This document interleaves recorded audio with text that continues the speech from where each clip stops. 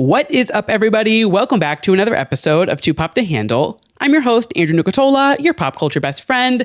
And as always, I hope you guys are having a fabulous week. Now, I have to come on the podcast and start out with some apologies. First and foremost, I apologize for whatever happened with the audio last week. I don't know what was going on. I have tested this camera now twice tonight to make sure we don't have that same issue, but something with my microphone and like the link to the camera or something, I don't know what happened, but it just wasn't working. I don't know what happened. It was very strange. So I do think that the audio got a lot better as the episode went on. Like, I think probably like 10 minutes into the episode, it kind of figured itself out and was fine. But I was listening to it back in the first few minutes and I was like, holy shit, like what is going on with this episode? So for that, I do apologize. Thank you for listening anyway. If you made it through, I sincerely appreciate it. And you guys know that I do take like audio, visual, things like that very seriously here at Too Pop to Handle. So I hate when things like that don't work, but we are a one-man show. I break down this set up this set, do it all myself. So shit is going to happen. And on the topic of shit happening, I also need to apologize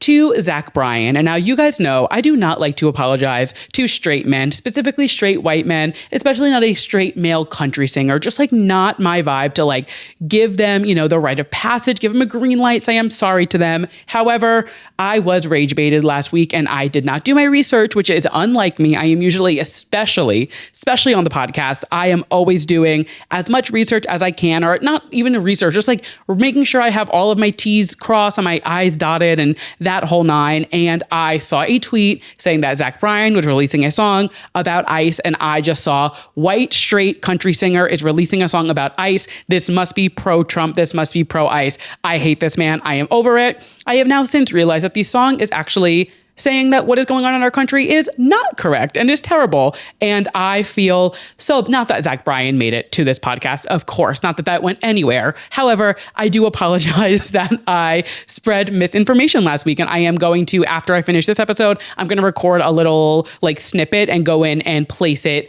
into the episode last week. So that way anybody who listens to it going forward can, you know, I'm righting my wrongs and they're not getting wrong information. So if you listened to last week's episode and now hate Zach Bryan, we can still hate him. I mean, he definitely, he was like, I think what happened was like knowing what happened with him and Brianna Chicken Fry and just like all of that jazz. And like, you know, unfortunately, you know, in today's day and age, when you see a white man, especially a country singer, you kind of do have to do a double take and be like, where do you stand? Like, what is your vibe? And after the Brianna Chicken Fry drama and all of that jazz last year, it's just like, you know, there was a lot going on, lots of things being thrown around about this man. And so I just instantly assumed the worst. And like, I'm not sitting here saying like, oh, we're praising Zach Bryan and he's a great person. However, I do apologize for, you know, speaking ill on your name. And I wanted to correct myself because I don't ever want to feed you guys misinformation. Like I said, I take the podcast very seriously and I don't want to be, you know, spewing hate where hate doesn't need to be spewed because I have hate to spew elsewhere. So like I said, I will be recording something after I record this episode that I can just like pop into that episode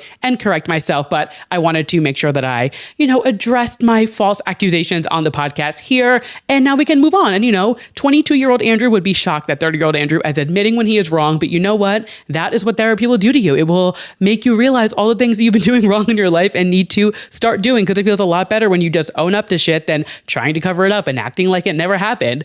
But anyway, moving right along into the rest of the show. Hello, how are you? I hope everybody's doing fabulous.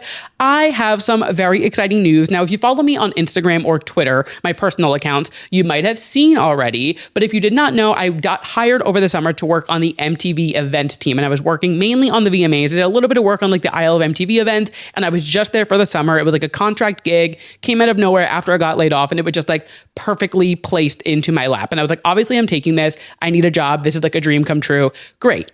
Shortly after the VMAs, I didn't have anything to do, quite honestly. Like there was not much to do after the show. And I kind of was just like, all right, now what? Like my contract isn't over. I don't know what's going on, until two of my bosses reached out and they offered me a position as running the MTV TikTok and the Logo TV TikTok, which is so exciting. And so I've been running the accounts for a few weeks now, but it's officially, you know, everything is signed. We are all good. And I am so excited for this endeavor and this opportunity. So if you see MTV being a menace in any of your favorite creators or artists or whoever, you know, if you see me being a menace in the comments as MTV or Logo, look the other way, mind your business. No, you did not see me flirting with Joe Jonas in his TikTok comments as MTV. And if you did, No, you didn't. But with all of that being said, I do have a show to do. So let me stop talking about myself and let's dive into some new music releases and kick this show off the way that we always do with our Drew releases, our new music releases from last week, and our new music releases coming up this week. We had some really good, like, stacked releases last week, and we have some exciting ones this week as well. But talking about the ones that came out last week, first up, we have an album that I have been anticipating for months at this point, and I am so happy that it's finally here because it is living up to every expectation, and it is Khalid's new album, After the Sun Goes Down. I am loving this album. It is meeting every expectation that I had. I have been loving In Plain Sight and Out of Body since they got released, which were the two lead singles from the album. So there were some pretty big shoes to fill in terms of the expectations that I had for this album, which is something that I am working on. If you guys listened to my episode last week about the life of a showgirl, you know that my expectations were way too high, which is why I was initially let down, but I've now come around to it. Oh, also, on the topic of life of showgirl, Delaney and I are still going to do the episode. We just weren't able to figure out a date and time that worked yet, but I'm trying to do this weekend. I actually had some things move around this weekend that I thought I was going to be busy. So I think we're going to record it this weekend. And even if I record it on Sunday night, I will have it up for you guys Monday. Monday is the goal to have it up for you guys by. So follow me on Instagram just to be updated on like when it's coming. But I apologize. It is a little delayed, but we are going to do it because we have a lot to say about this album. We will talk more about Taylor in just a little bit, but back to Khalid. I am just loving this album. It is so good. It's such a fun vibe. And I was saying it a few weeks ago, I feel like obviously it's unfortunate that he was outed and like that is such a shitty thing for anybody to do. But knowing that he's kind of taking it and creating this art it feels so authentic and it feels really true to what he wants to be releasing, if that makes sense. I don't know if that sounds parasocial or like if that makes sense, but like the music that he's putting out just feels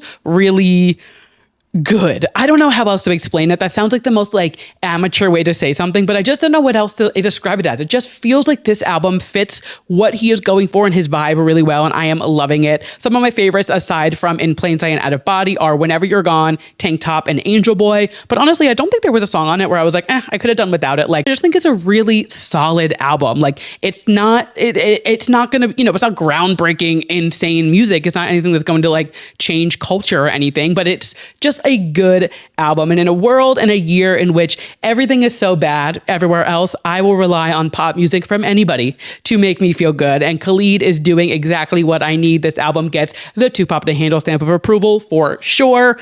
And on the topic of albums that get the Too Pop to Handle, wow, I don't even know the name of my own podcast.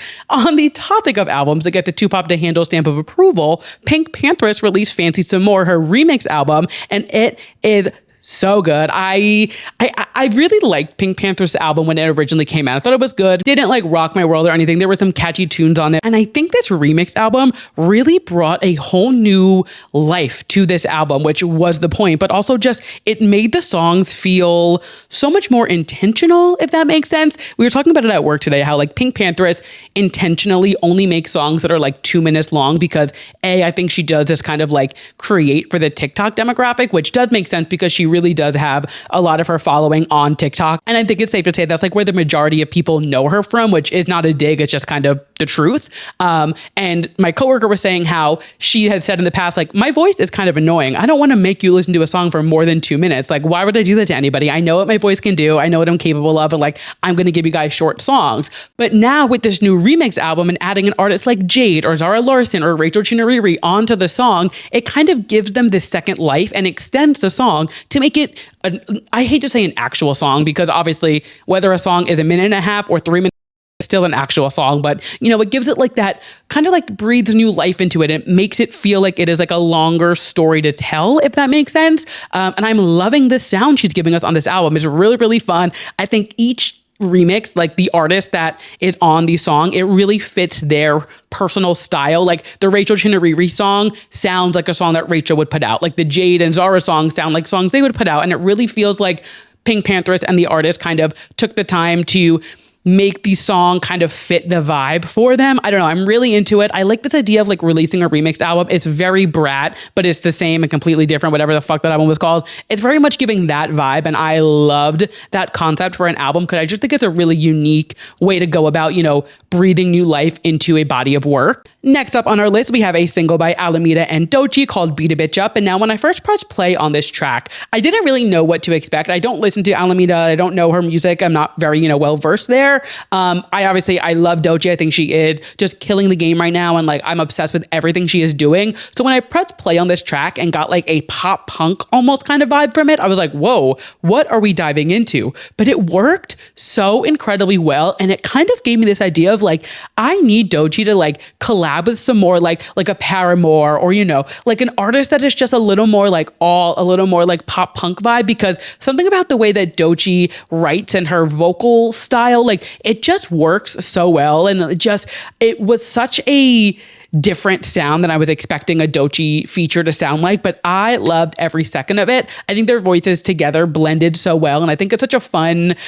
thing to do when artists kind of step out of their comfort zone, whether it's going on somebody else's track or inviting an artist on their album. And like, if you think about like SZA and Phoebe Bridgers, like when they did that collab, it like shouldn't make sense, but it makes so much sense when they do it together. And like, I just love seeing when artists kind of, bend the norm for what they're used to doing and really just kind of go for whatever. And I think this was a really, really fun them to do in a fun collab, and I'm really enjoying it. And the next and final track on this list that we had from last week is Demi Lovato's third single from her upcoming album called Kiss. Now, I've talked a lot about Demi and this album and like how I'm feeling about this new sound. Sonically, loving these songs so far. I think this album is going to be right on my alley, which is honestly like the first time in years I've genuinely been excited for a Demi Lovato album. Like, it's been a very long time since Demi has, sparked my interest the way that she is with this era. I have my thoughts on like whether or not it's like the most authentic sound or image, but like, what's authentic in pop music anymore? Who the fuck knows what is and what isn't. However, I will say I do think this song, Kiss, out of the three that we've gotten,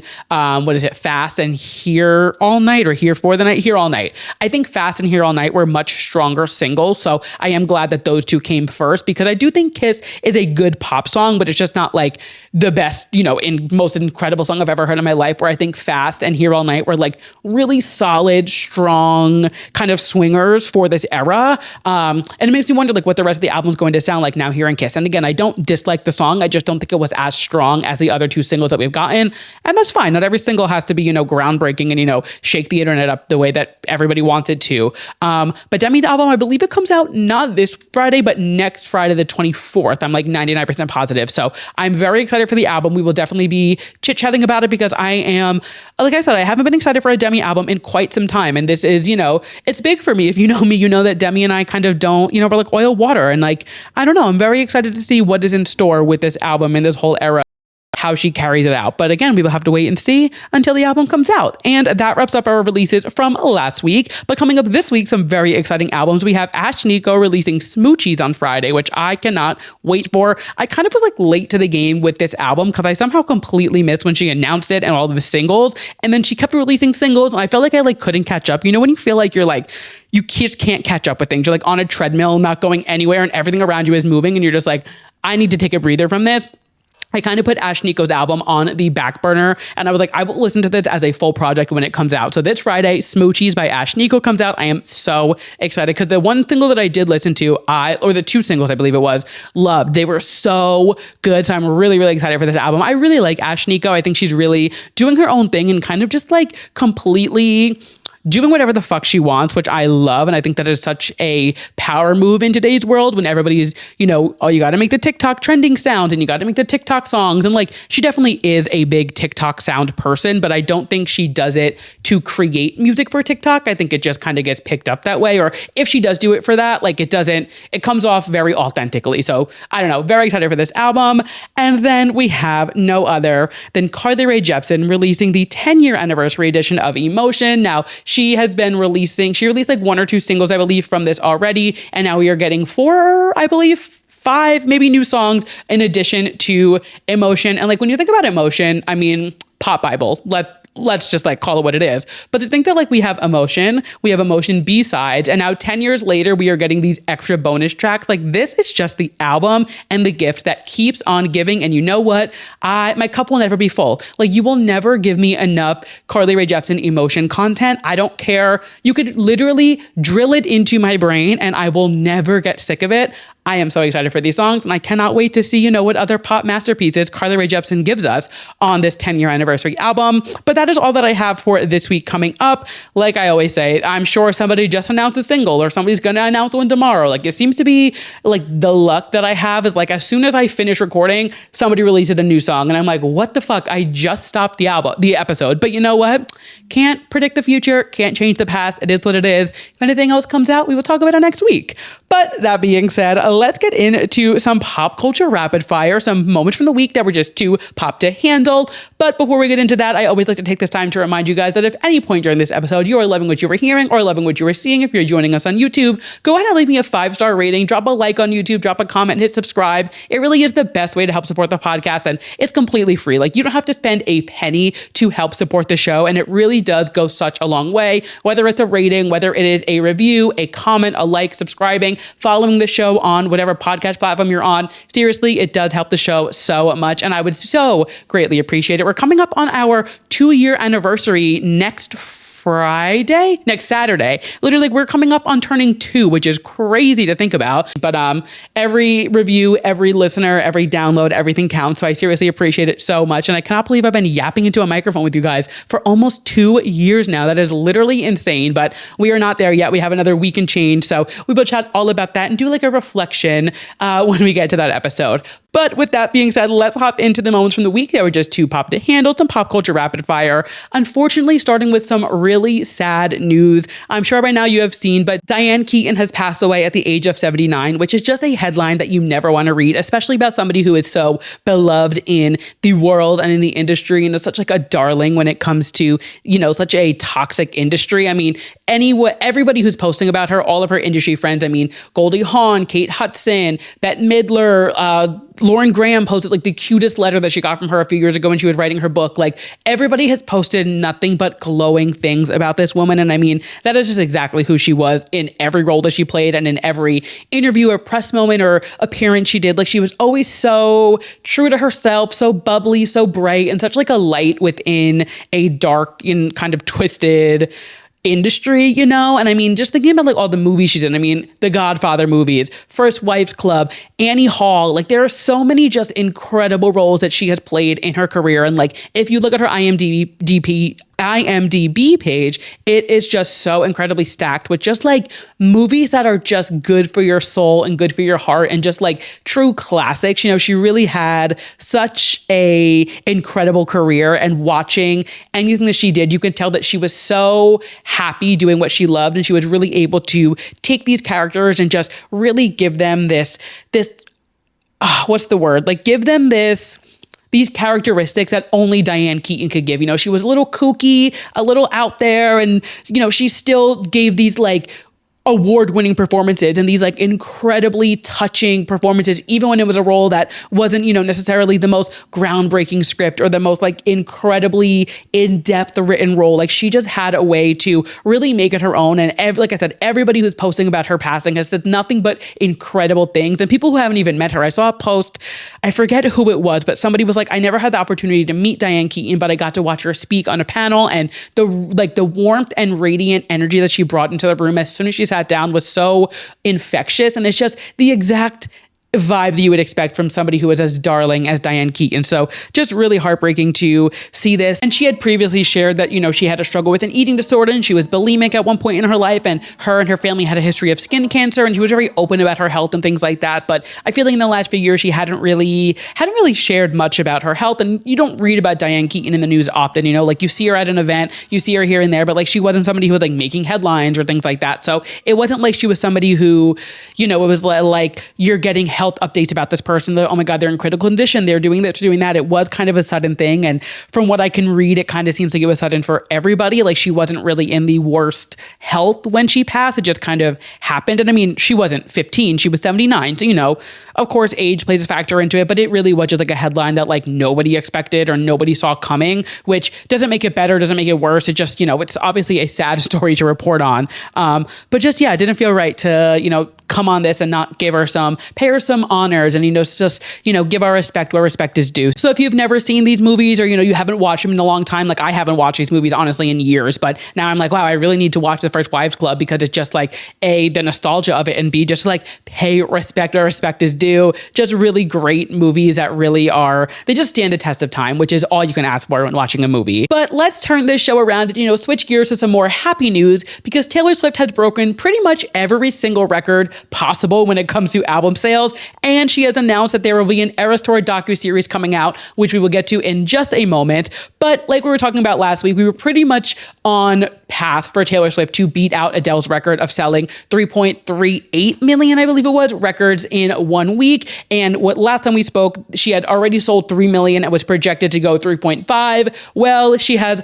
blown past all of these records and has officially sold 4 million copies of The Life of a Showgirl in 1 week. She took to her Instagram earlier this week and she said, I have 4 million thank yous I want to send to the fans and 4 million reasons to feel even more proud of this album than I already was. Thank you for going out to celebrate this project in the movie theaters, investing in vinyl, streaming, watching the video, buying CDs, reading the poems I wrote inside the packaging, and immersing yourself in the life of a showgirl. I'll cherish this feeling forever. Just wow. Thank you for the lovely bouquet. So 10 years after Adele sets the record for the most amount of albums sold in a single week, Taylor Swift came in and beat that record with 4 million sales, which is insane. And now, of course, I could go into the variants and this. I'm not going to do that. We're going to give Taylor her flowers are due. Selling albums is hard in today's day and age, whether you are selling 1 copy of an album or 37 copies of an album. Like, she is doing what a lot of artists can't do, and that is sell music. A lot of people aren't even streaming music these days. Like, a lot of people don't even listen to the projects of their faves. They're not even buying it. They're not really,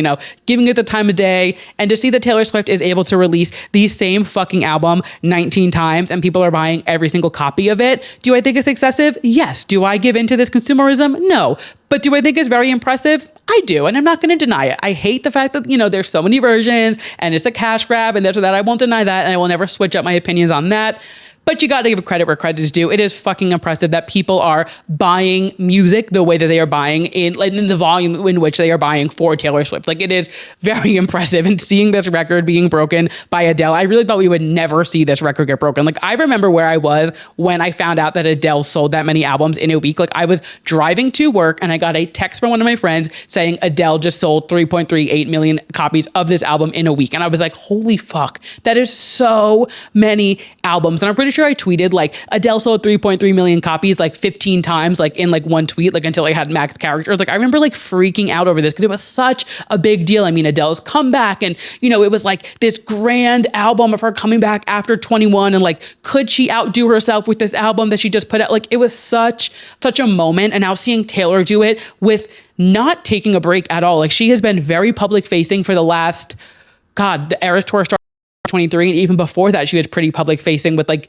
I feel like the VMAs where she announced Midnights, from that VMA, which was 2022, and since then we really have seen her kind of nonstop. Like, yeah, she goes away here and there, but like, she gives us so much when she is back. It's like she really has been so present in our faces, and like, nobody's gotten sick of her yet. Like, she kind of just keeps outdoing herself, and you know what?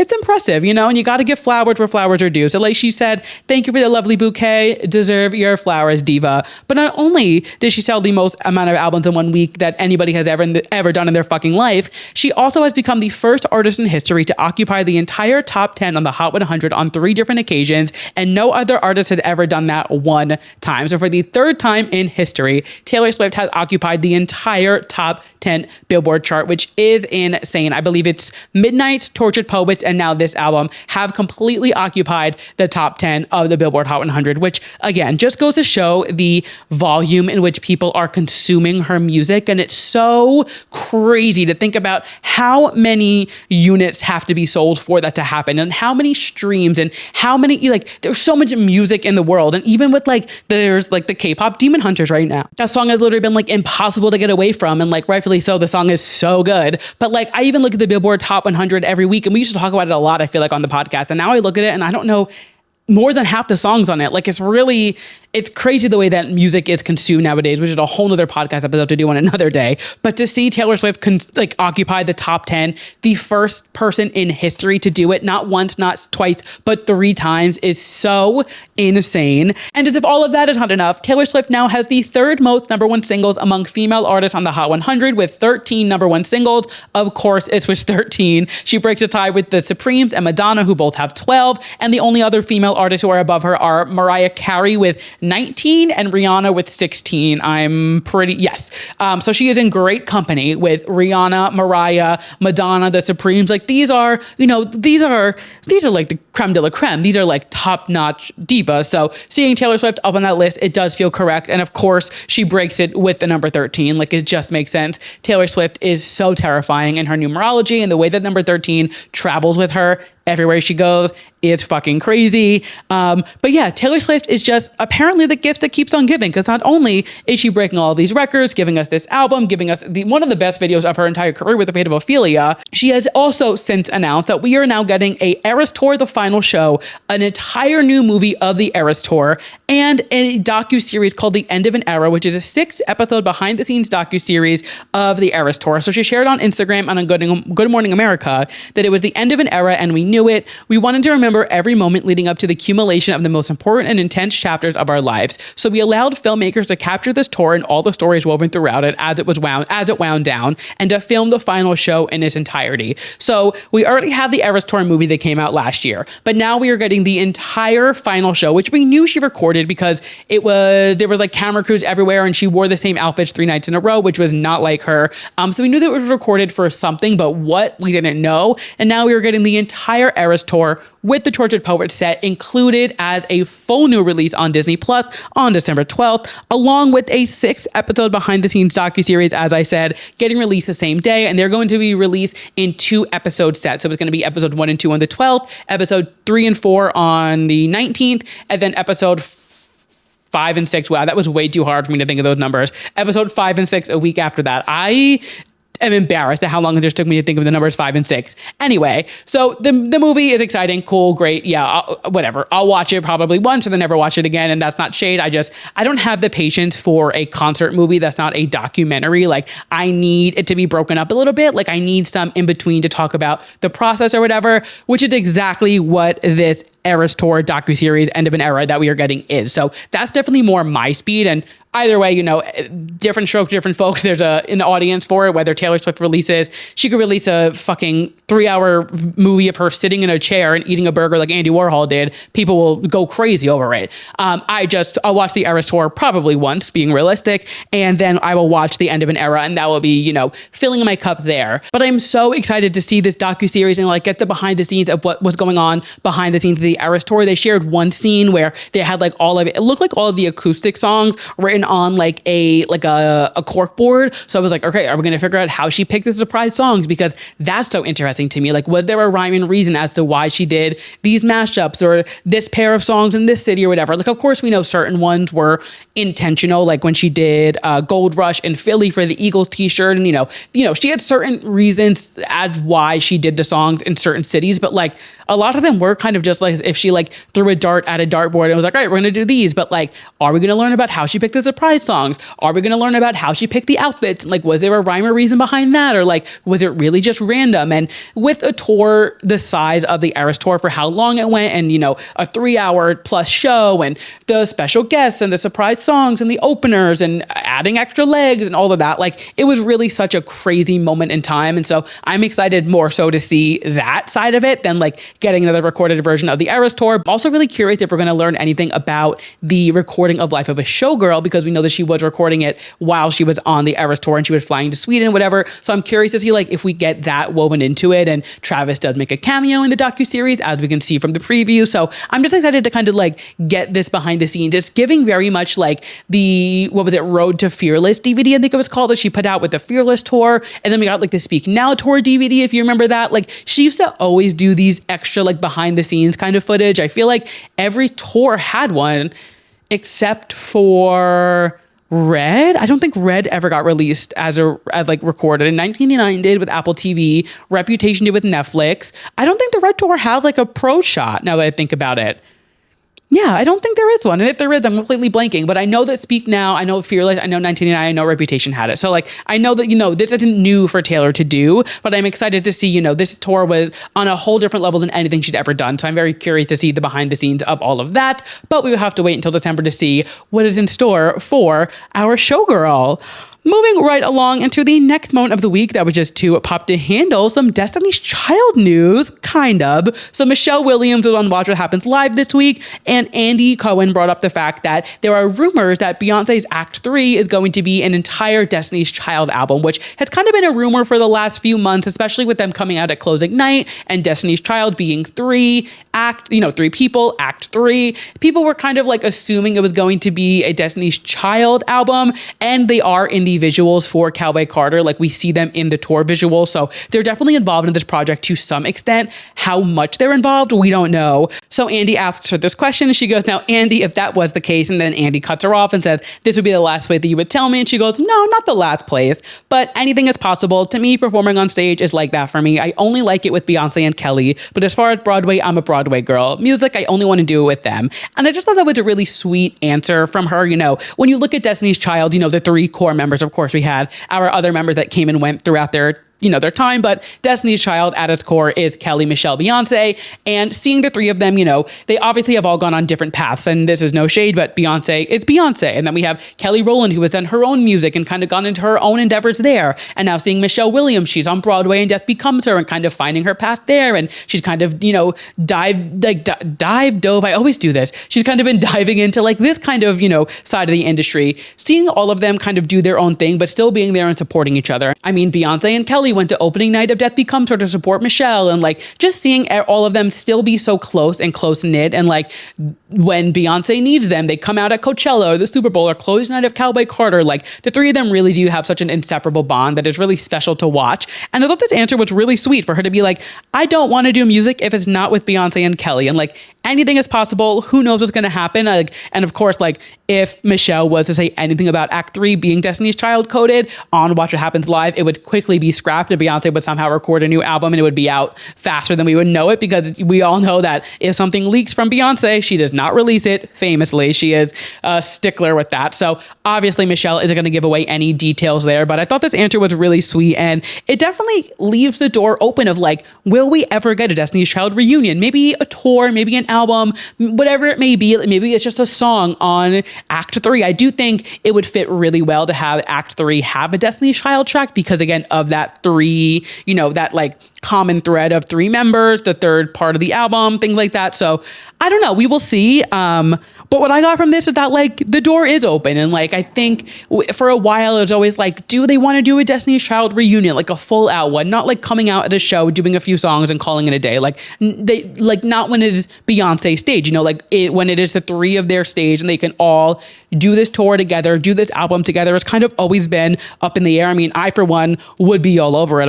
I would fucking pass out. Like I would love to have a Destiny's Child reunion tour. However, it's like they all do kind of have their own paths and they all kind of do their own thing. And I don't know if now is the right time, or like in a few years or whatever it may be. It's interesting to think about. But hearing Michelle say this and just being like, I don't want to perform music like that if I'm not with Beyonce and Kelly was really sweet. And I think that we know that they have a special bond, but even like behind closed doors, I can't imagine like what it's like with the three of them. There must be such like a really special connection between them. And I love that when we get these little like crumbs of Destiny's Child, it warms my heart, and I still regret not getting on that fucking flight and going to Vegas. But you know what? Like I said before, you can't change the past.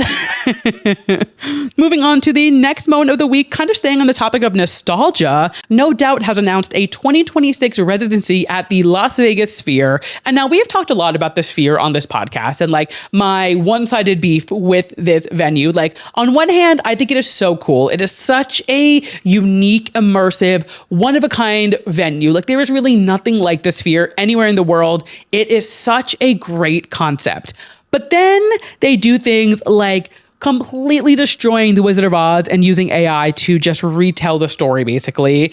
And they start this beef with Beyonce because she uses the Sphere in her tour visuals and this into cease and desist. And I just am like, yeah, I get it. You're cool, the Sphere. You know, you're this cool, new, hip kind of venue. But like, I think we need to like burst the Sphere's bubble and like, you know, kill its ego a little bit, because I do think it's getting, you know, it's kind of, it definitely ruffles some feathers in the concert community, you know, here and there. But No Doubt is officially reuniting at the Sphere for 6 shows next May. And this is the first time they're doing like an actual full reunion. They did Coachella last year. I think they did like 4 or 5 songs together. So that was kind of, you know, testing the waters, I would assume, to see if people were still interested. And it was such a big moment. But before that, I want to say it was like 9 or 10 years since the last time they all got together and performed. And now they are doing this reunion at the Sphere. And now, don't get me wrong, this is so exciting. I grew up listening to No Doubt. I grew up listening to Gwen Stefani. Like, that was the music that my mom would listen to in the car. So I grew up with this music and I love it. I think No Doubt and early Gwen were putting out some of the most fun and experimental and just against the grain music that we were getting at that time. And they really were kind of creating their own path and really just doing something that nobody else was doing, which is why it was so good and so revolutionary. And the music still stands the test of time. I mean, I still listen to like I'm Just a Girl and Spiderwebs and, you know, all of these songs that came out now almost 30 years ago, if not more than 30 years ago. And like, they still stand the test of time. Like, it is truly such incredible music. However, considering Gwen Stefani in the year 2025 and kind of the pivot that she's made, not to blame Blake Shelton, but since her and Blake Shelton have, you know, been together, and she used to be this like punk rock grungy girl and was wearing these like cool outfits and these funky, this stage presence that was so unique. And now she's like doing ads for like the Bible app. Like, it's definitely Gwen Stefani in the early 2000s and Gwen Stefani in 2025 are two very different people. So I'm really curious to see what she does for this No Doubt reunion. And I mean, when they performed at Coachella, she was kind of channeling that old Gwen, and she was, you know, doing it for the bit, but it was Coachella, you know, it's cool. You're in the desert, you know, you're doing like, you're not yourself at Coachella. I've never been, but like, you are not your normal self when you're at Coachella for anybody, performer, attendee, whatever it may be. Coachella brings out something different in everybody. So I'm curious to see like what No Doubt at the Sphere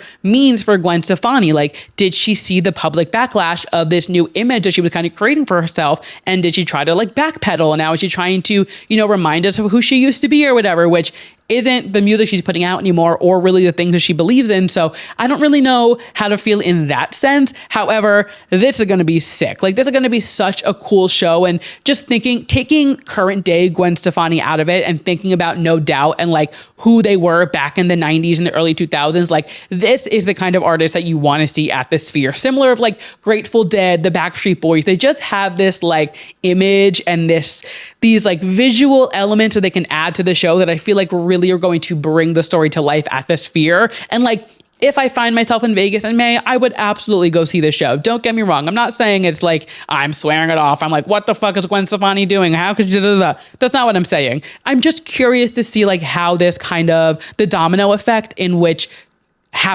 occurs after this, and like, does she just like do these 6 shows with No Doubt and then like goes back to like Bible thumping and like doing ad reads for the Bible app? Or like, does she kind of continue on this like, no, I am still Gwen, you know, kind of going back to her roots or whatever? I don't know. I'm curious to see how it is, and I would love to have like a resurgence of OG Gwen Stefani, because that was such a different person. And like, people change, people grow, but like the stark difference in which early 2000s Gwen Stefani and today Gwen Stefani is so wild. So I am curious to see like what it is like to see her singing these No Doubt songs with this new image and persona, or if she's just gonna like pick it up like she did in the old days and just kind of like run with it. So we will see. But regardless, very excited for the No Doubt girls out there, very excited for the Gwen Stefani fans out there. And it's just like an exciting thing for nostalgia sells. Like, let's just call it what it is. Nostalgia is the highest selling thing that you can do in the world right now. I mean, we just saw Demi Lovato and the Jonas Brothers breaking the internet when they brought her out.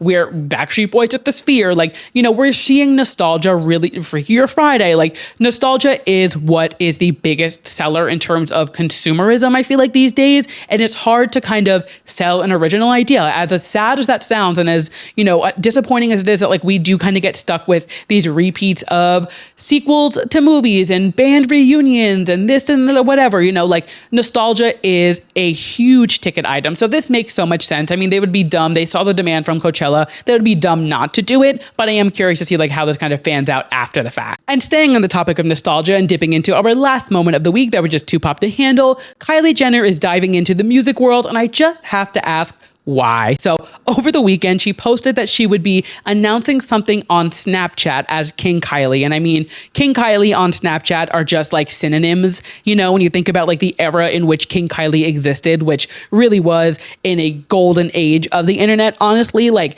thinking back to the King Kylie era, like seeing those words on my screen truly sends a shiver down my spine because it was such an incredible time for the internet, not just because of Kylie Jenner, but like it was just like being on Tumblr during the King Kylie era is a flex. And I am so proud to say that like I was there while it was happening. And it really was this like movement. Like it, not that she was like an influencer in that sense, or it wasn't that it was like, you know, she was the first person to, you know, influence people ever, but like the movement in which King Kylie was on the internet was something that like really needs to be studied. And like, I was fully into it, as everybody was. Like King Kylie was such a phenomenon at that time that like you could not escape it. The lip kits, the blue hair, and then the pink hair, and like the outfits. And she was just like really like the it girl at the moment. Her and Kendall both, I feel like, really were just like in this like prime moment where all eyes were on them. Everything they did, everybody copied, and like everybody wanted to be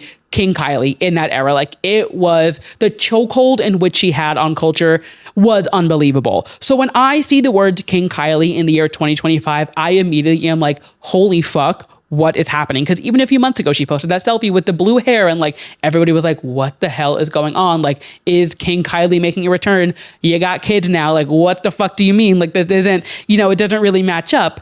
And then we come to find out that King Kylie is her artist persona, and she is releasing a single called Fourth Strike with Tara J. And now this is a sequel or continuation to a 2016 track called Three Strikes that was the music on Kylie Cosmetics ad at the time. And I remember when that came out, people were like, is that Kylie singing in the back? But it was never confirmed or not. And I guess now they are confirming it and continuing this saga of these strikes, and they are on their fourth strike now. And I listened to the song. I don't think it's the worst song I've ever heard in my life. It's fine. Like, it's not a good song. Let's get that out of the way. But it's not like the worst thing I've ever heard in my life. You know, there was worse music than Kylie Jenner releasing this song. I just don't see the need for Kylie Jenner in the music space. Like, I don't think this has ever really been a passion of hers that I know of. Like, I definitely have unsubscribed from the Kardashians for the last few years. And like, I've gone through phases with them. Like, I was really obsessed with them for a while. And then I was like, no, I'm out. And then when their Hulu show came back, I loved it. I was so in, and I was like, oh no, this is what I want from the girls. And then just in, you know, recent year, I would say, just kind of bowing out, you know, just some things that I don't agree with their silence or, you know, choices in which things that they support, you know, you interpret that however you want. I just kind of bowed out, which is fine. You know, it is what it is. I don't think everybody needs to be up the Kardashians' asses like everybody is or was at one point. But I don't remember Kylie ever expressing an interest in like becoming a recording artist or wanting to be a musician or writing music or anything like that. Like, she doesn't strike me as that, and not in a negative way. And not that you can't like develop hobbies or things as time goes on. But when you're Kylie Jenner, I'm like, are you bored? Like, why do you need this new endeavor to go on? Like, don't you have enough money? Don't you have kids to raise? Don't you have a company to worry about? Like, I just am so confused because this also comes within the same 24-hour news cycle that she's going to be in Charli xcx's new movie, The Moment, and like making her acting debut there. And even that, I was like, why is Kylie Jenner going to be in this movie? I mean, like, that's cool, I guess. Like, the movie is stacked. I wrote about it in my Substack, and like how this list of people is just so mishmash, and it's like cast of characters is so interesting. But like, for Kylie Jenner to be making her acting debut and releasing her first single all within like, you know, this short amount of time, I'm like, is she going through an identity crisis? Like, what? Why are we reverting back to our 2014 self as King Kylie and like going back to that when we are like full grown adults now? You know, it just seems a little strange to me. And again, like I said, the song is fine. Like, it's not bad. It's not great. It's just kind of like a fine song. So I'm fine with it existing. I'm just confused as to like how this came about and like what the bigger picture is. You know, with the Kardashians, there's always a bigger thing coming. There's always a cash grab or a new clothing line, or like Kim Kardashian just released thongs with fake bushes on it today. I'm just like, they're always doing something that like is so unnecessary. And I aspire to be as rich as the Kardashians and the Jenners, that like I can just do whatever the fuck I want when I'm bored and release a song, release a bra with hard nipples in it, release panties with a bush sticking out of it, decide that I want to be an actress now and be in Charli xcx's movie. Like, I just wish I had the amount of money that they had, that they could just do whatever the fuck they want and not care about anything they're doing. Like, they can truly just like do whatever and like they're still going to be rich. It is so crazy to think about the amount of money that these people have, that they can truly just go on whatever endeavor they want and like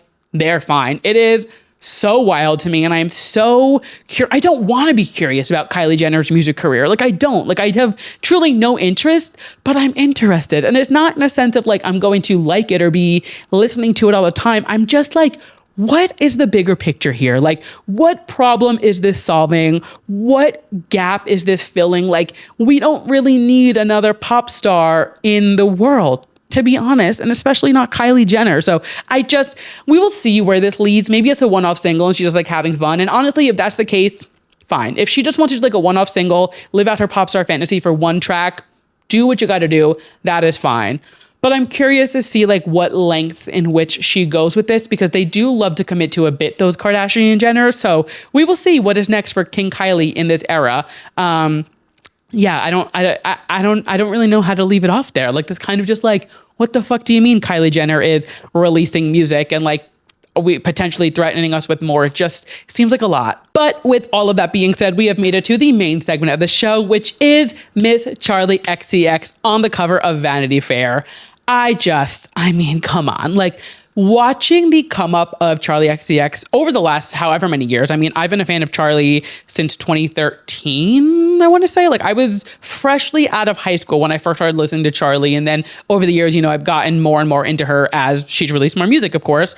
And watching the come up in that timeline has been really interesting. But watching Charli xcx over the last year and change has been so interesting, because she went from this like kind of mainstream, but not like well known. Like, people knew her music, but didn't really know her outside of like boom clap and like, you know, the big pop hits that are so not Charli xcx, which we've all learned now. But like, I always was like, the songs that Charli xcx is commercially successful for are not the songs that like really express who Charli is. So it was always so interesting to me. And I feel like we're finally figuring out more about it. And like, we knew a little bit here and there because of like her issues with her record label and the 5-album contract we'll get into in a second. But like, I feel like we're really finally learning about like Charli, how she navigated the early days of her career and like the way that she would release EPs in between her albums to kind of be like, here's what I really want to release, but I have to release this music to help, you know, please the record label. I have 3 more albums and then like I can do whatever I want kind of thing. It was this really interesting kind of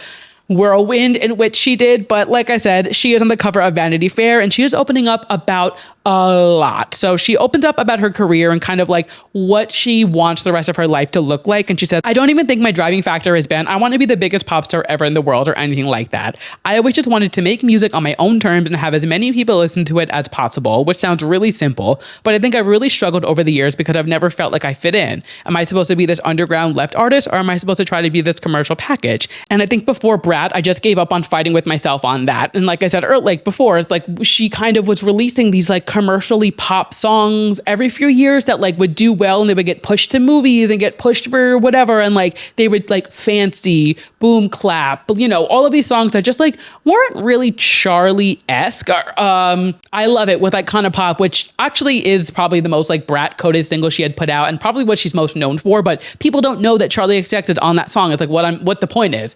And I've said so many times, it really feels like with Brat, she kind of healed these insecurities, or not even healed, just kind of like opened them up a little bit more to let us know like what's going on in her head. And like, I mean, if you listen to like Sympathy is a Knife, or I Might Say Something Stupid, like she's just talking about all these things that like really have affected her over the last few years, but like it's not things that necessarily would have sold sonically or musically because it's not what the label wanted to push, or it's not what was trending at the time. And like, it's so interesting to see, like, now that she's releasing the most authentic music of her career commercially, it's doing the best. And it kind of just comes back to this idea of like, let the artist trust their gut, do what they want, and just really run with the sound, because when they know what works, let them, like, listen to artists, let them do what they want, and kind of like roll with the punches. She goes on to say, I really said, okay, I'm going to make this record, talking about Brat, in a specific way, and I'm actually fine with the consequences of that. If it means no one hears it, if it means I get dropped on my label, it seemed like she was just fully like, I'm going to release what I want, and whether or not it takes off or not, it is what it is. At least I tried, and like, look at where we are now. So just a little background on Charli and her kind of like album cycles, whatever. So she signed a record deal back in like 2012, 2013, where she had to release 5 albums under her record label. The record label obviously wanted certain sounds and what was selling, and a record label, we'll get into in a second, but a record label is a bank. That's what Charli xcx says, and they are funding these projects. So of course, especially with a new artist, they're going to push you to do a certain sound or whatever. And Charli kind of always had this like underground kind of like, I don't give a fuck, different vibe about her. You know, she's not, and this is not a drag, she's not Sabrina Carpenter. She's not Taylor Swift. She's not a pop star that is going to just kind of not be authentic to themselves. Not that Sabrina and Taylor aren't authentic to themselves, but they authentically, their sound sells more than a Vroom Vroom or, you know, a Track 10. Like, their sound is authentic to them and is very commercially successful without having to, you know, vouch for yourself so hard or things like that. And they've had times in their careers, I'm sure, where they've had to vouch for themselves. I'm not saying that, of course, I'm not diminishing their career, whatever, you guys get what the fuck I'm saying. But like, Charli's authentic music isn't what sells traditionally, point blank, period. So while she's releasing these albums, she's putting out these like mixtapes, the Vroom Vroom EP, Number One Angel, Pop 2, these like mixtapes in between that are like with her record label, but they're not like part of her 5 album deal, basically. So she's able to put out these kind of off the cuff projects that are completely different sounds, or kind of more a different direction than what she's releasing commercially. And that's kind of what's sticking with the fans. I mean, Vroom Vroom is like a cult classic. Track 10 is like a cult classic. Really anything on Pop 2, Number One Angel, like all of those mixtapes and EPs really were what were like sticking with the fans. And though it wasn't the most commercially successful, it was what was driving this like cult following of Charli xcx, which eventually led to what Brat became. So she releases her 5th album, Crash, with this record deal, and she ends up staying on the record label, but with a much different like deal. She's like, no, I'm going to do it this way. Like, we're going to, you know, I want the music to sound like this and I want to try it. And she did have an album, XCX World, which if you're a Charli fan, you know, it was kind of like the album that got away. It was supposed to be this like completely out of the box, hyper pop sounding album that was like so honestly ahead of its time, but just never saw the light of day because it ended up leaking. And like, they tested a few singles, you know, they did a few testing here and there, and like, it just didn't take off the way that they hoped it would. And when you're putting that much money into a project as a record label, I understand you can't take risks as grand as that. However, it does suck that like we kind of missed out on certain songs or certain album cycles because of what they needed to do commercially, which again, it is a business. I get that, but it's just not, it just sucks that that's kind of how it had to play out. But she did open up kind of about the label and where she is with them. She says, it used to be a quite turbulent relationship, and now it's just really not. They used to really not like that I was kind of a bitch, and now I guess they know I can sell it. I don't go to the meetings. I don't want to make it sound like the label are idiots, or definitely not, but it's like everybody has their strengths, right? They're a bank. So again, like I said, she is stressing the fact that like they're just funding the projects. They don't necessarily know what's going to sell for her fan base or her demographic. And like once they kind of loosen that grip a little bit and let her release an album like Brat, like look at how commercially successful it's been, and just the way that it has completely like changed the trajectory of Charli's career. You know, this is her 6th album, and like she is making the biggest wave she has made ever. It's so incredible to see like once the artist kind of once the label, kind of lets the reins go, it's like, okay, let the artist who's been doing this for 15 years now, like let them have a little experimental fun. And like even looking at Crash was such an interesting album because on one hand, I love that album. I think it is great pop music, but again, it's not Charli. And like this album it was kind of this like joke almost where she announced the album. I've said this before, but she announces the album with a tombstone of Charli xcx. So she's like killing this persona of herself, and she's coming out with this like not traditional pop, because it definitely did have a Charli xcx edge to it. Like it wasn't radio friendly necessarily, but it was still poppy. You know, it was definitely more poppy than we would get with like Brat or Vroom Vroom or Number One Angel. You know, it didn't really dive into hyper pop as much as usual. I love sticky pop music, so I loved it, but I understood where a lot of her fans were like, what the hell is this? Like, why are you releasing this album? But it was almost her like killing her career to kind of warm us up for what was to come with Brat. Like it was kind of this like goodbye to this era of my life in this 5-album cycle and like having to do what their label wants me to. Get ready for what's new. I'm killing Charli xcx and I am coming back with this whole new persona and this new vibe. And it just, when you know all of these like in between like details, it just adds so much more depth to who Charli xcx is as an artist. And she had that quote where she was like, music doesn't matter, artistry matters. And it's so, when she first said it, I was like, what do you mean music doesn't matter? You're a musician. But it's true. It's like, if you can't be an artist, anybody can record a song and release it. Anybody can do that. You can auto-tune, you can change it, you can do whatever. But if you don't have the artistry to follow it, you know, you don't have the ability to kind of create a culture, create, you know, a vibe or a vision, whatever it is, like that's where artistry comes in. And I think seeing what Charli did with Crash and then coming into the Brat era, and now we'll talk about like what her career is turning into now and kind of the new endeavors that she wants to go on, like it really is this like artistic vision that she had for her career that she somehow ended up just like completely nailing it, and it's somehow just working out, and it seems so effortless. But she has even said like the Brat era was literally written down on paper as a perfect rollout how she wanted to go. She knew she wanted to do the Brat wall. She wanted to, you know, drive around playing the album before it came out so people can get an idea of it. She wanted to do pop-up shows in the middle of a field in upstate New York. Like she perfectly calculated the Brat era, but it came off so authentic and like she didn't care, and it was so like, cool girl, I'm too cool to care, but it was just so perfectly executed, and it's so cool to me. I don't know, it's so interesting. Moving on through the article, she talks about the Sweat Tour and like that was announced with her and Troy. She was the smaller artist technically like on the bill. Like Troy wasn't massive, but I think people knew Troy a little bit more, at least like could connect to his name to face more than Charli xcx, which I don't know if I think that's so true, but I am a gay man who just like was a Charli fan before that, but like I think the general public might have been able to identify Troye Sivan, especially with like Rush and all of that coming out. That kind of shook up, you know, got some people talking. So I don't know necessarily if I agree with it, but she said, I was worried that people would be like, oh no, who's this girl preventing us from hearing Rush? And then obviously, you know, things kind of changed for me. So she had this idea, and she talked a lot about her insecurities. And of course, with Life of a Showgirl, her insecurities have kind of been the topic of conversation heavily this last week, which I think she's fine with. I think she understands that like I open myself up and I kind of make these wounds for myself. Like I know people are going to talk about it.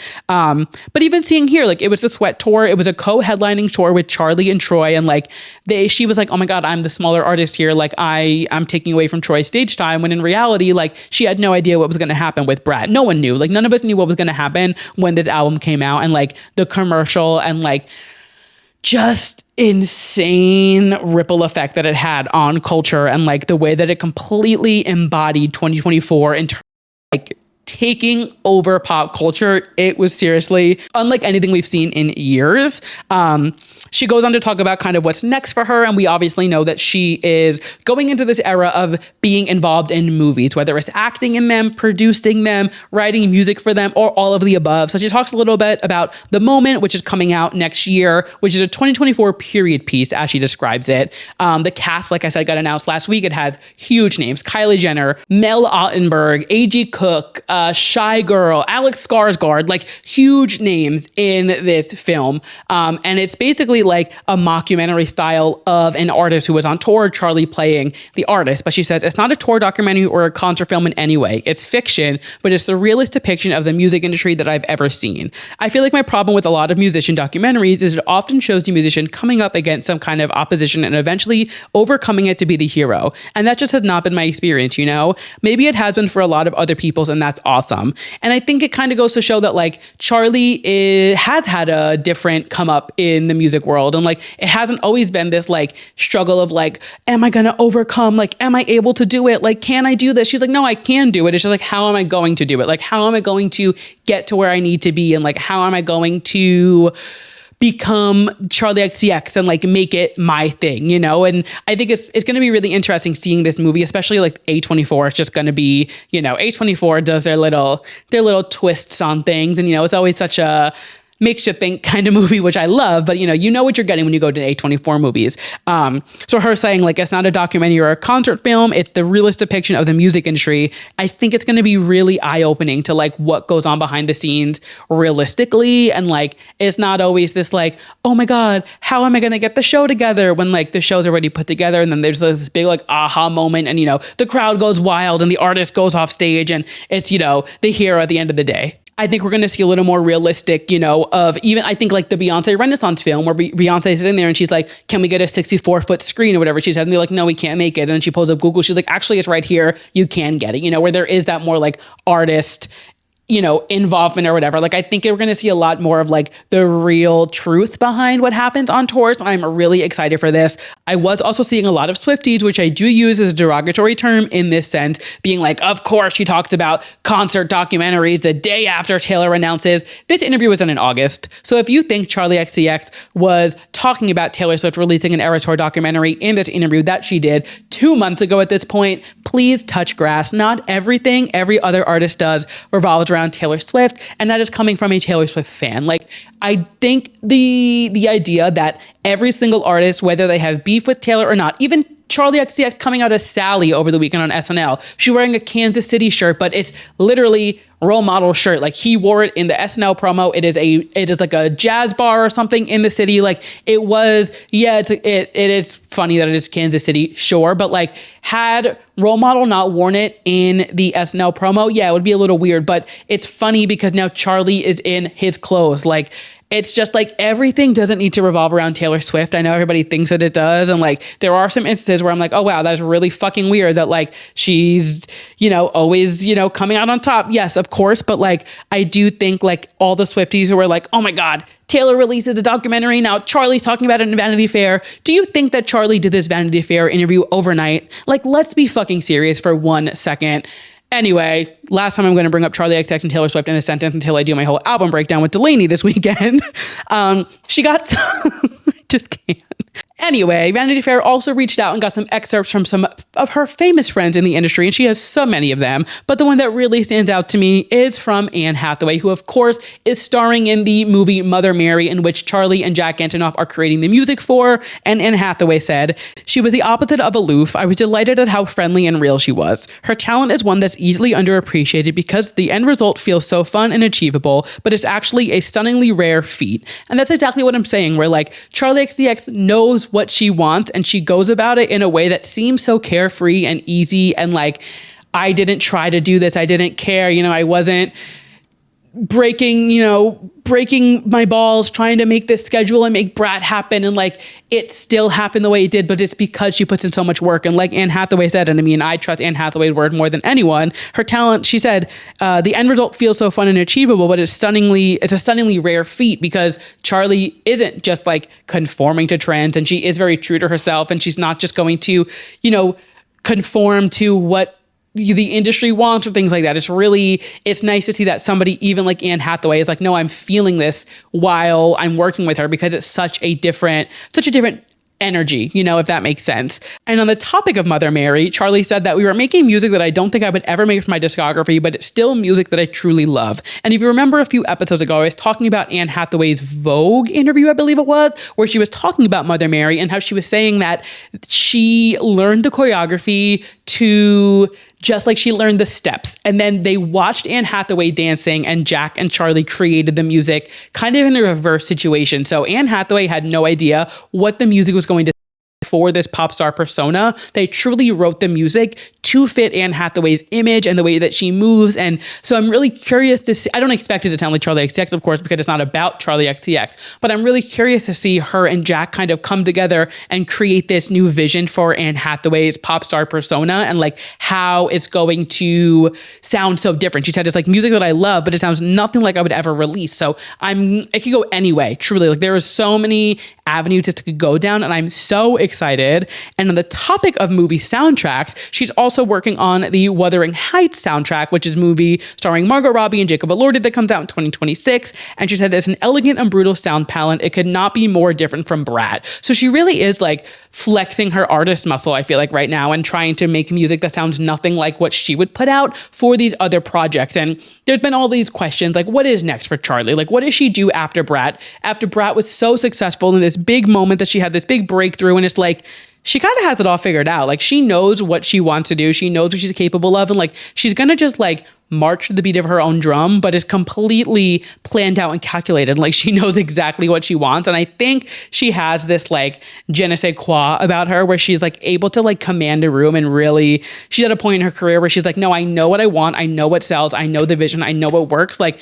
just trust me. And I think people are finally putting their trust in her and allowing her to kind of go further in these projects. I mean, the moment is going to be her first production company, 365 Studios, their first movie. So like she's fully on board with this, starring in it, producing it. Like she is fully has her hands in this project along with all these other ones. I want to say she's working on like 7 or 8 movies right now in some capacity, whether it's writing it, producing the music, starring in it, like whatever it may be. Like I think there's just a really cool new era for Charli that is like on the cusp of starting. And I think all of this press she's doing with the cast announcement for the A24 movie and like all this Anne Hathaway stuff and everything, I just think we're about to see a whole new side of Charli, and it's just going to be really cool and exciting. And I cannot wait to see what is next for this era, and like what, not even for this era, just what is next for Charli, and like what era comes next, and like, do we have to wait a little bit for a new album? Honestly, I'm down to wait for a new album because Brat still sounds brand new to me, at least. And I don't think Brat has gotten old. Nobody's tired of it yet.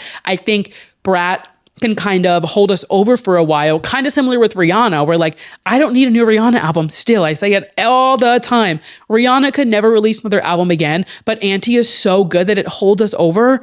Brat is honestly to that level. It's a different type of album, of course, and I don't think it's as well, not every single person is going to everybody can listen to Auntie and like find a few songs that they love. I know that not everybody can listen to Brat and find songs that they love, and I understand that. However, for like the Charli xcx fans, the Angels, I hate fandom names, but the Angels, if you will, like, I think Brat really can hold us over for so long because it was so rich and so good, and like the remixes and everything. I think we're about to see a whole new artistic side of Charli xcx, and I cannot fucking wait. My God, I could talk about that girl for hours, and I have on this podcast plenty of times. But that being said, we are moving on to the TV recap segment of the episode, which means we are taking a trip over to Salt Lake City and chatting about our Real Housewives of Salt Lake City.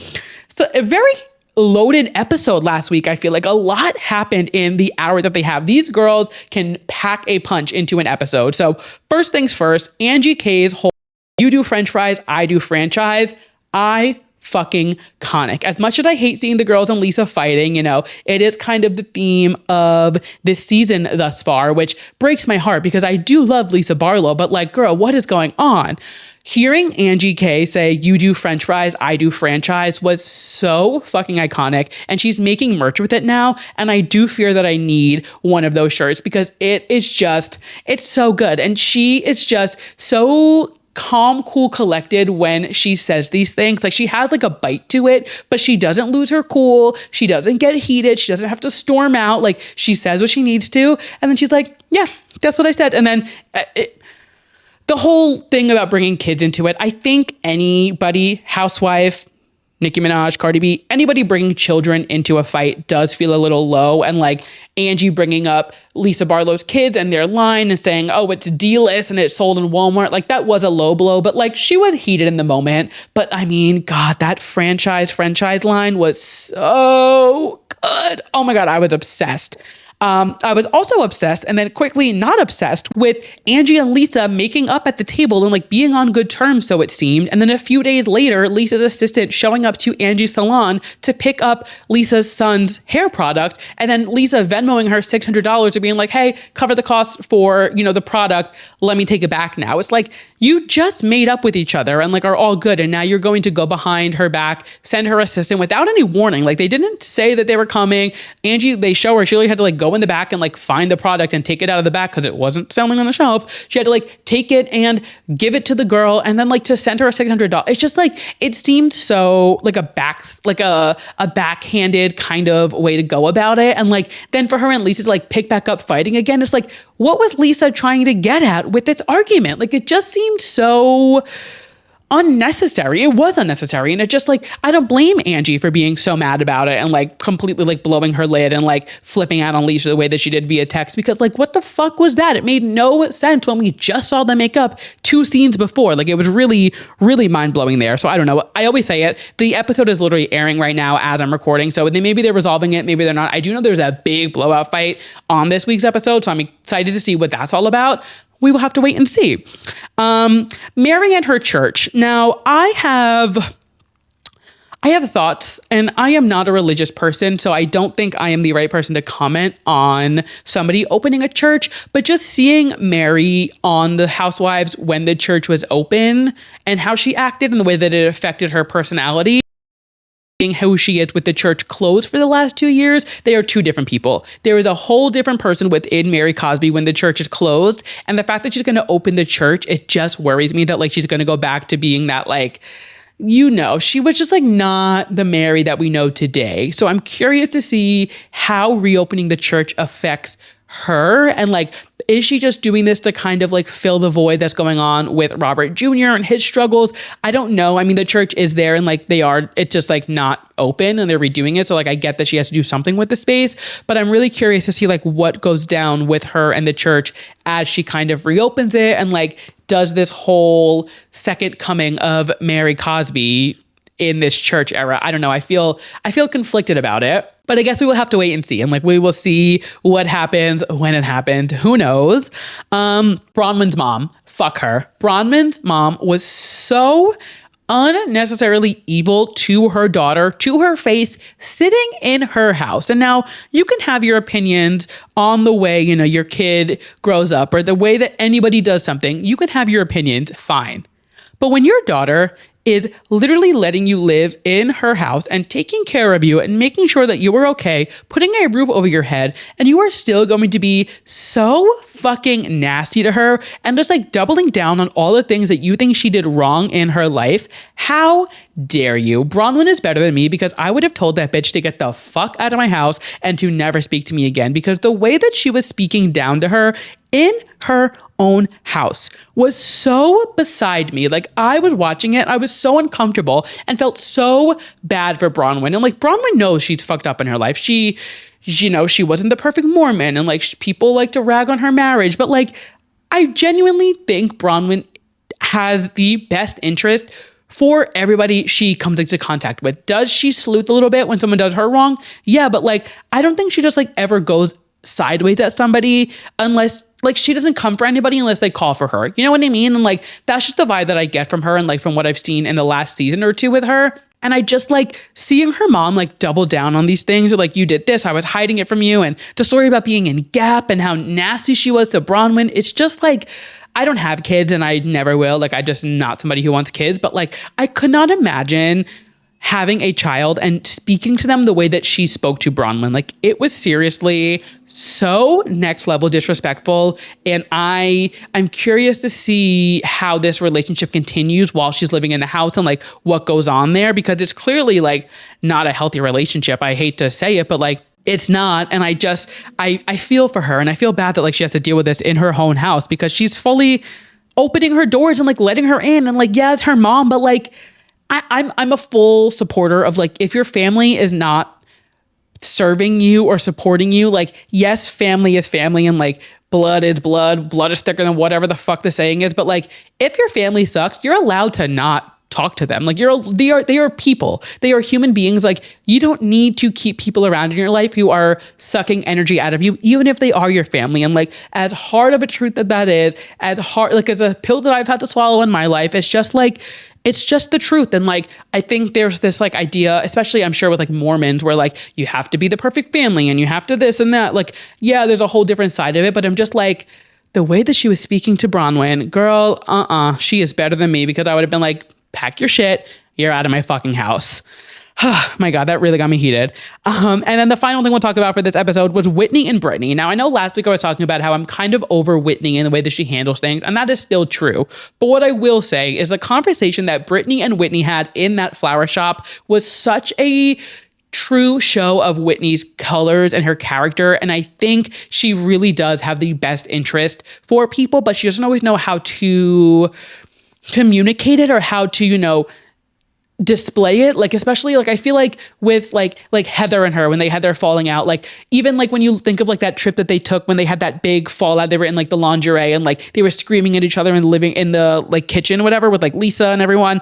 Whitney always is just trying to like support people.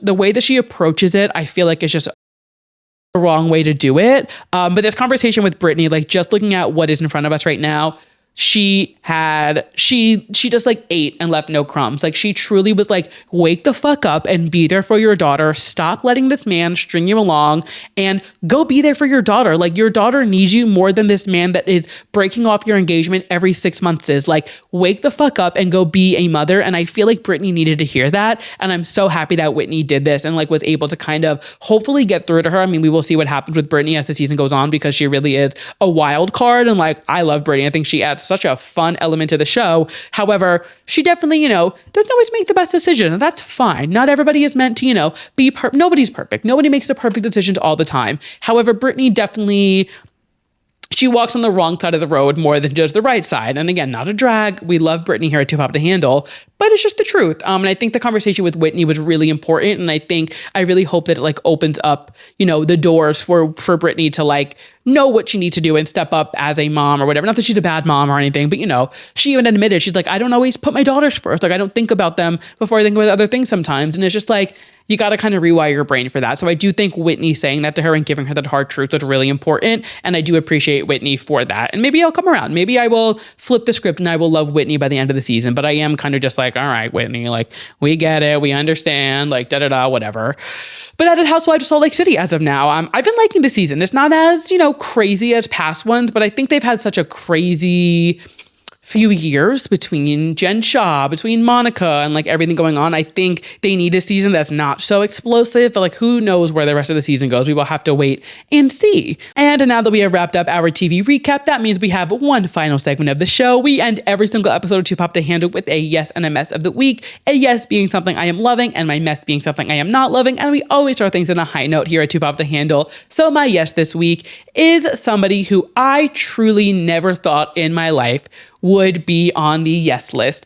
But the self-awareness that Donald Trump has when he said, I will not be making it to heaven, you better fucking believe it, you piece of shit. Thank you for once making sense with your words and fully just knowing that you are a bad person. So he posted something or tweeted, or I don't even know where he posted this. He wrote this somewhere. So he says, I don't think there's anything going to get me in heaven. I really don't. I think I'm not maybe heaven bound. I'm not sure I'm going to be able to make it to heaven, but I've made life a lot better for a lot of people. That last sentence, not true. You have made life worse for more people than you've made it better. But I'm so glad that you are so aware of your wrongdoings and how much of a piece of shit that you are, that if there is a heaven, I'm, like I said, I'm not religious, but if there was, a heaven where you're good, you get into heaven, you're bad, you go to hell. Donald Trump, you are on a fast track to hell and you know that. So I'm glad that you are self-aware. Maybe you're getting some senses knocked into you. I don't know. Maybe you got hit in the head with a golf ball with all the fucking days off you're taking from not being the president of the United States. But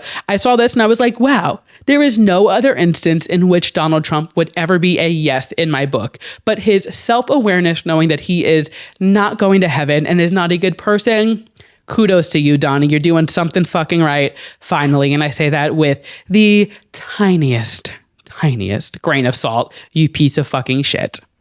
Switching gears over to my mess for the week, I am so fucking tired of ChatGPT in every fucking capacity. I don't care if you're using it to Google something and make it easier. Just type it into Google, do a little bit of research. I don't care if you don't know what you want to make for dinner this week and you want to just find fucking figure it out. We have made it this far in life without ChatGPT. You don't fucking need ChatGPT to make a grocery list for you. You don't need ChatGPT to tell you how to grow your TikTok in 30 days and what's the best way to do it. And no, we don't fucking need ChatGPT to solve problems. And this comes from two different things that was announced this week. First up, Spotify has now announced that ChatGPT and Spotify are integrated. So you can now go on ChatGPT and ask it, hey, make me a playlist of sad music. Make me a playlist to listen to at the beach. And ChatGPT will put together a playlist for you. And I just think that is such a stupid, every fucking use of AI is fucking stupid. I think it is so insane that like we are watching our planet burn and like sweating in October and wondering why. And it's like, maybe because nobody can make a grocery list without checking with ChatGPT first. Like it is so insane to me. But seeing that like now you can ask it to fully make you a playlist, like does nobody want to have fun? Is nobody creative anymore? Like you can't put together 15 songs that make you feel good, 15 songs that make you sad. You can't put together a fucking 15-track playlist without asking ChatGPT for help. It is just so fucking wild to me. And then right before I started recording, I had the absolute miserable time of reading that ChatGPT will soon be engaging in erotica content with age-verified adults. So now, not only are people going to be relying on it for their grocery list, for therapy, to make a playlist, to tell them when the fucking sun's going to shine, to tell them how to tie their shoes, to tell them just the fucking most simple things in the world, now they're going to be able to sex ChatGPT. Like people are never going to put the fucking phone down because they're using ChatGPT as their therapist. They're using ChatGPT to have fucking sex with. They're using ChatGPT to make a grocery list. They're using ChatGPT to tell them why the sky is blue. They're using ChatGPT. Like, it is so wild to me that like, and I don't get me wrong. I understand that AI does have a use. There are certain things that AI makes the world easier for, sure.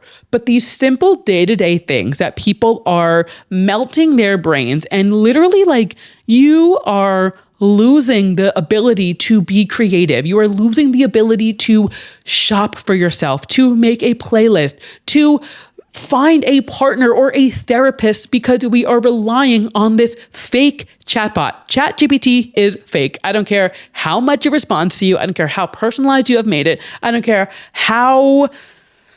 I don't care. I don't fucking care. I am so tired of seeing people using ChatGPT for the most monotonous things in the world. It is driving me insane. And I feel like I am the only person in the world who is like not using it for every single day use. Like, am I missing something? It is insane. And if you cannot create a playlist without using AI, I don't know.